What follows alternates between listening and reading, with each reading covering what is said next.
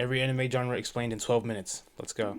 Shonen is one of the biggest anime genres, even though it's the most misunderstood, because it's not actually an anime genre. Shonen directly translates to boy, meaning that it's less of a genre and more of a demographic. And even though shonen is technically targeted towards young boys, a huge amount of people out I never knew what shonen meant until literally just now. I never knew it meant for young boys. I thought it was like just a studio of animators. I didn't know it was a genre. demographic I never also knew that. consume shonen anime, making it a pretty useless distinction when trying to differentiate them. For example, Death Note and Chainsaw Man are both published in shonen magazines, making them both technically shonen even though their tones and themes couldn't be farther apart. This makes shonen a very nebulous term when describing anime, but anime fans will still use shonen as a genre, but when you hear this, you can assume that they are usually talking about battle shonen. This is an actual genre because it does consist of shonen anime where the primary focus is on battles, usually with superhuman abilities like My Hero Academia or Bleach. The first modern battle shonen that popularized the genre would probably be Dragon Ball. Examples of great Makes battle sense. That shonen makes that sense. follow in Dragon Ball's footsteps would be Hunter x Hunter or Naruto. Examples of more mature shonen would be Full Metal Alchemist or Death Note. Comedy anime are all about making you laugh, but usually get a bad rep from the anime community for, well, not making us laugh. But it's important to Some animes are supposed to be comedy, but when they try to force the jokes, it's like it's not funny. Or it's like the jokes they make aren't stuff that people actually find funny now. Like it's like old. remember that as English viewers, we lose a lot of context when an anime is translated. Sometimes Japanese humor relies on wordplay to inject humor into an exchange, which can often get lost on us. Another gripe anime fans have with a lot of comedy anime is that they'll heavily rely on a single joke, with changes only happening to the surrounding context or situation. But this isn't always a bad thing. Examples of good comedy anime that focus on a single punchline are One Punch Man or Sakamoto-kun. Examples of other good comedy anime that don't rely on a single joke would be Nichijou or Saiki K. Seinen is a much less recognized term to Wait. I think Saiki K is actually a funny anime. I remember I tried to act like him too. I tried to be all quiet and talk in my head all day. And bro, I don't know what was wrong with me, bro.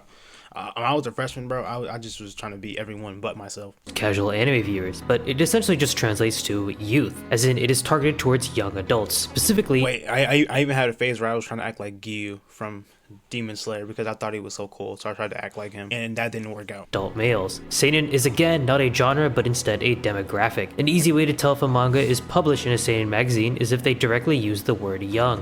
One of the most widely known seinen manga, Berserk, was originally published in a magazine called Young Animal, which often contains pinups along chapters of the manga. Because seinen manga are a targeted audience, they often deal with much darker themes and storylines. Examples of this are Vinland Saga, where themes of revenge and slavery are prominent, and Berserk, which is personally my favorite thing of all time. Sci-fi is an anime genre with a heavy emphasis on technology or futuristic elements, and it is significantly different from Western sci-fi. Sci-fi used to be a very popular genre in anime, most likely originating with the anime Astro Boy. However, the golden age of sci-fi is widely regarded to be in the 80s and 90s. I don't think I watched many sci-fi anime, to be honest. Like I don't remember watching it. Any of them. What are some sci-fi anime? Many anime fans aren't well versed in the best sci-fi anime, including Akira, Ghost in the Shell, and Cowboy Bebop. It's worth Yeah, don't watch any of those. They haven't heard. Well, I heard of Cowboy Bebop. That's popular, but I didn't watch it. that shows like these popularize the cyberpunk genre across the world, which is why I would point you towards Cyberpunk Edge Runners if you're looking for Never mind. I did watch Cyberpunk Edge Runners. That was decent. It was a good anime. It's short though. Like I wish the anime was longer. modern sci-fi anime. Slice of life is a controversial genre among anime fans that most avoid because a lot of people find it boring. The general idea of slice of life is, like the name implies, to capture a slice of someone's regular day-to-day life. It's usually characterized by a much slower Personally, I watch anime to escape reality, so I don't think Slice of Life would be my go-to anime. Because when I watch anime, I want to escape the reality, freaking real life stuff. pace with more emphasis on what we would consider mundane experiences. Some people think that slice of life means no development happens across the series, but that's not necessarily true. Oftentimes the genre is paired with comedy, drama, or romance. Early Slice of Life is interesting though. They can really help you making your own decisions in life too. anime that were very influential include Azumanga Daioh, Hidamari Sketch, and Lucky Star. If you want a modern slice of life to enjoy, I would recommend Kobayashi Dragon Maid or Nan Nan Biyori. Romance is another controversial controversial genre because it often takes way too long for anything to actually happen relationship-wise, but this can be chalked up to cultural differences. In Western shows, the romance genre isn't necessarily about whether the couple will get together, it's about if their relationship will stand the test of time. But with romance anime, it's more often about if the relationship will happen at all. Which type of romance anime do you guys prefer? I do get more annoyed with anime romance when they literally take the whole freaking show to get together. All you get at the end is them just looking at each other, about to kiss, and then cut off. But in this one, you guys see them get into a relationship and then see it last. But it's better not to put a relationship too early though. Like you can't put them in a relationship episode 1. Like I'd rather them be, what's that anime that I watched? I think it's girlfriend when they're dating, but it's like the dude wants to date like 5 different girls at the same time. Like that's interesting. Like, and it's funny too. But honestly, I feel like Western is better. No. I can't. No. Never mind. Anime romance is better. Only because it's like, it does take a while, but once it happens, it's like, finally. I feel like Western romance sometimes, once they start dating, people just stop watching it. Or people just get bored because it's like, some people watch romance to see them build up into the relationship, not to see them actually get in a relationship and have to watch them while they're in a relationship. Oftentimes, a romance anime will take its time getting the main characters together. There are also many common tropes in which a person mishears the other confession, causing the entire relationship dynamic to be reset. This can be— I freaking hate that. Oh my god. Dude, I fucking hate that, dude. This happens so much and it's so annoying. Like where the other one literally confesses and then it's like a freaking gust of wind blows by and it's like, I didn't hear you. And they're like, never mind. It pisses me off, bro. Like I hate that, dude. When like they're about to like hug or something or do something and then some random side character jumps in and starts screaming like, and then they just back away all fast. Like, bro, that's annoying, bro. I hate when they do that in freaking anime, bro. Like, come on. Like, how did you not? And then some animes, they have it to where they freaking do that like 3 times. Where the dude confesses over, like someone confesses, the other guy confesses, but they didn't hear it both times. And then you have to freaking wait. Like, come on, bro. Frustrating, and personally, I hate the trope too. So if you want some good romance anime that still take a while to develop but don't use those tropes, check out Kaguya-sama or Golden Time. If you want a romance anime that's more akin to Western TV shows, check out Horimiya, although I will say that I think the manga is better. Isekai literally translates to— Yeah, honestly, I think the manga is better for Horimiya, because the Horimiya is like, bro, they freaking make an anime, they make the anime, and then there's parts in the original anime that they don't show you, and then they have a second part to where you see the scenes that they cut out in the original anime. Why did they just make it all one? Like, why did they have to do that? I didn't like that. I feel like that was I didn't like that idea. Or other world. It's technically a subgenre of fantasy that revolves around a person from our world being transported into a fantasy world. Reincarnation animes Happen through many different ways, but in Isekai it usually happens using a portal or reincarnation. While many people think of Isekai as a modern genre, it's actually a very old genre. The idea of going to another world was always a popular one. I mean, think about it. Alice in Wonderland came out in 1865. Really the first Isekai if you ask me. But if we're talking about modern Isekai anime, the originator can actually be traced back to Zero no Tsukaima, which helped popularize Naruto web novels. If you want to learn more about the history of modern Isekai, check out the video I made on that subject. Honestly, I don't watch many of these, but I think I'm gonna start getting into these though. There was one, the Water Magician anime. I might watch that one. It sounds interesting, but yeah, I haven't really watched isekai type anime yet, but I think I'm gonna get into it though. But basically, Zero no Tsukaima fanfiction is actually what inspired light novels like ReZero, which in turn inspired stories like Mushoku Tensei. However, the popularity of adapting light novels into anime really began with Sword Art Online and its huge success, despite the fact that SAO isn't really Wait, what? Isekai to begin with. He said it isn't really isekai, but if he is considering that, then I guess I did watch one. I did watch Sword Art Online. Fantasy is a very all-encompassing term for any story with fantastical elements. This means that it can actually include shonen fantasy like Hunter x Hunter or Full Metal Alchemist, but it also includes high fantasy like Frieren. It covers dark fantasy like Claymore or Berserk, but it also covers historical fantasy like Demon Slayer or Inuyasha. While in the West we tend to think of fantasy as mainly just high fantasy, this is because Tolkien's works have been so influential to our art. In anime, fantasy usually takes inspiration from a many number of things, so in a certain sense, you could say that fantasy is one of the biggest genres in anime as a whole, and for that reason, it's literally every anime is fantasy, besides like a romance, when the regular romance ones or slice of life ones. But I feel like literally every anime is fantasy. To give a specific recommendation for the genre, shoujo is another demographical term and not necessarily a genre. It directly translates to girl, so shoujo anime are more often targeted towards younger girls. Shoujo anime tend to be romances or dramas. Shoujo's like just basically shonen, but for girls. But a big subgenre that emerged from shoujo is the magical girls genre, where girls transform into superheroes with magic powers. One of the first examples of a shoujo anime is Sally the Witch, who is technically a magical girl. However, not all magical girl anime are shoujos, as again, shoujo is a demographic and not a genre-defining term. Other important shoujo anime include The Rose of Versailles and Sailor Moon. If I had to pick a shoujo series that acts as a sort of originating point for modern shoujo, I might pick Fruit Baskets or Sailor Moon. But to be honest, as a guy, I don't really watch much shoujo, and I'm pretty unqualified to talk about this in particular. So if anyone in the comments has a better idea of what series really popularized modern shoujo, let me know. Anyway, recommendations for modern shoujo that I enjoy would be Yona of the Dawn and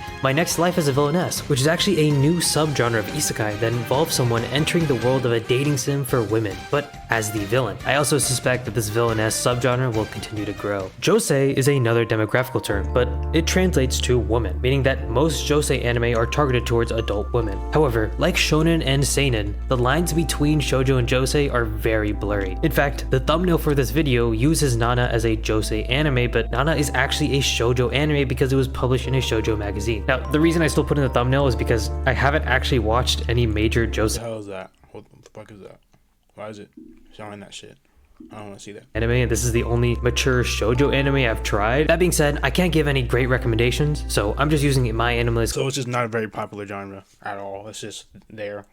No one watches them. catalog here, and using that, good modern josei anime to try would be Chihaya Furu and Rakugo Shinju. Sports anime is one of the Those animes just looked bad. Like literally, when he just showed them on the screen, they just looked like they looked very uninteresting. I'm not gonna lie. and long-lasting genres, usually depicting a Honestly, when it comes to sport animes, that's not really me.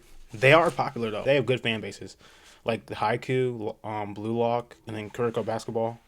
Like, dude, I watched a little bit of Kuroko Basketball, but I don't know. I'm not really into sports animes because, you know, like I said, I watch anime to escape reality, and that's kind of too realistic for me. or collegiate sports team and their journey. Because sports anime Unless it's like a romance / sports anime, then I'll watch it.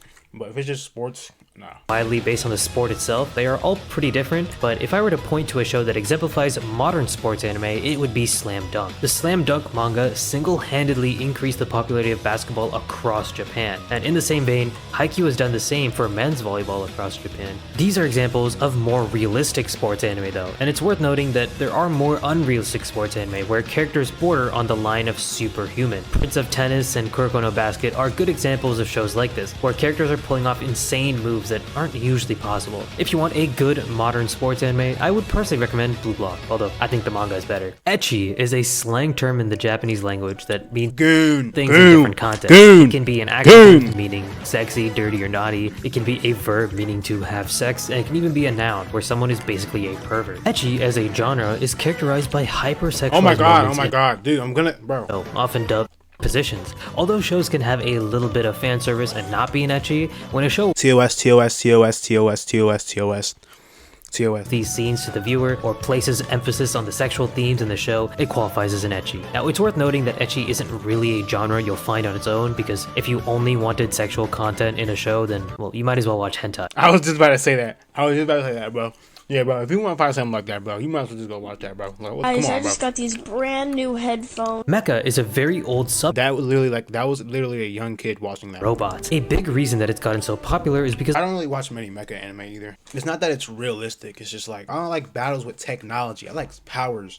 Like technology is cool and all, but it's like it's not really your power. It's like it's just freaking armor and shit, bro. toys that were marketed towards Japanese citizens. In mecha, there are two main subgenres, super robot and real robots. Super robots often refer to supersized, impossible-looking mechas, while real robots try and match real-world physics and limitations. Before Gundam, super robots were the most popular subgenre, but Mobile Suit Gundam caused a revolution in the mecha genre, popularizing the real robot. However, that wasn't the end of the super robot genre. Evangelion popularized the super robot genre once again. fan. And although the mecha genre is still widely popular, owing favors to superfans who buy and build Gunplas, its popularity has definitely dwindled in the last decade. If you want recommendations of solid mecha shows today, Yeah, no, I don't watch that. They don't look that interesting to me. I recommend you Evangelion and one of my all-time favorites, Code Geass. More modern iterations of Gundam that are supposedly good are Iron Blooded Orphans and The Witch from Mercury. The music anime And for mecha, there's always too much on the freaking cover of the freaking anime screen. Like the anime. There's just too much on the screen, bro. Like, I don't want to watch that. is a little interesting, because in the West, many of us associate the music genre with musicals, where characters will break out into song and dance like in Disney movies. But from my knowledge, I don't watch these either. I don't watch musical animes. Genre. I don't watch music genre animes. very few anime that I are did watch one movie of one. I think it was on Netflix or something. I watched one movie of it, and that's it. That's the only one I ever watched. The last one I ever watched. musicals, which is probably a cultural difference. When music is heavily used in an anime, it's because the anime's focus is on music itself. So it's better to think of music as a genre like sports, where the main characters are usually involved in making the music themselves. Popular I do like music, but it's still realistic, and I watched anime to escape reality. in the music genre include Love Live, which started the anime idol trend, K-On!, which greatly popularized the slice of life and music genres, and if you want a modern music That's what I watched. Whatever he just said back there, like five seconds ago. K-On! Watch this one. I watched this anime. Never watched anything ever again. Is this slice of life and music genres, and if you want a modern music anime that's mixed with comedy, I would really recommend Bocchi the Rock. The harem genre is a subgenre of romance that heavily focuses on polyamorous relationships, typically with one male and many females. Sometimes the genre can be twisted into a reverse harem, where the woman is a main character with multiple male love interests. But I don't think people watch those that much, I'm gonna be honest with you. Most of the gooners just want to see girls, bro. I'm still waiting for the bisexual terror that is a mixed harem, but anime is clearly too scared to do that. Harem as a genre gained popularity due to dating simulators, which explains why most harem anime used to be based on visual novels. Most anime fans look down on harem anime because they're pretty unrealistic in portraying how a boring average guy can pull so many baddies, but let's be honest, the vast majority of make harem anime is for horny teenagers who want to self-insert with the main character. But at the same time, Literally just gooners, bro. there are a good amount of harem anime that still uses I know a lot of them too. I'm not gonna lie. to tell a compelling story, which often leads to something called a shipping war, where fans choose their best waifu Bakudeku, that they end up with the main character, aka some of these people need to touch Goku, Vegeta, Naruto, Sasuke. An anime that helped create this trend and cause the harem genre to explode in popularity was Love Hina. Examples of modern shows that have a battle royale of baddies would be quintessential quintuplets. If you want examples of a harem that I think are genuinely good, I would recommend The World Only God Knows and 100 Girlfriends, just for being a little more realistic, but also And girlfriend, the one I was watching. the development of all the romances. If you found any mistakes in the video, leave a comment, because as much as I've been watching anime, damn near a decade now, obviously I can't watch every single genre the same. And as always, thanks for watching. Alright, Peace. guys. W video. That was amazing. I'm gonna subscribe to him because that was, yeah. I like videos. Yeah, I like videos like